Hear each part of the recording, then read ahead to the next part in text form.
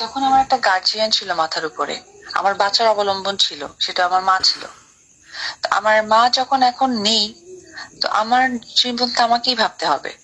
আর আমাকে যদি আমি না ভাবি, তাহলে আমার ভবিষ্যতে আমি যদি মারাও যাই, আমার ঘরের মধ্যে থেকে লাশ বের করার কোনো লোকটা থাকবে না।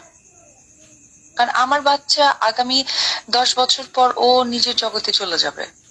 ও আদৌ আমাকে ভালোবাসবে নাকি ও ওর লাইফটা ভালো থাকবে, এটা তো ইম্পর্টেন্ট ব্যাপার।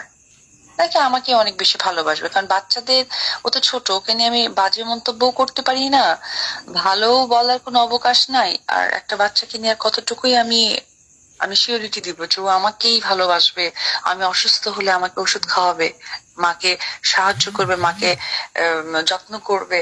নাও করতে পারে, এই যুগের সন্তান। কিন্তু তাই বলে আমার অবলম্বন থাকবে না। আর আমি আব্রামকে পৃথিবীতে একা রেখে যাবো, আমার আর 2-4টা বাচ্চা লাগবে না?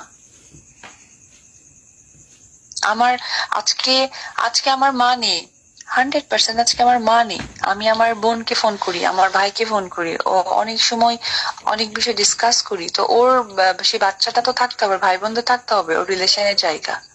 তো তো এই সাকিব সাকিব সাকিব, আমার একটা ফোন আসছে, আমি ধরে ব্যাক করি ভাইয়া।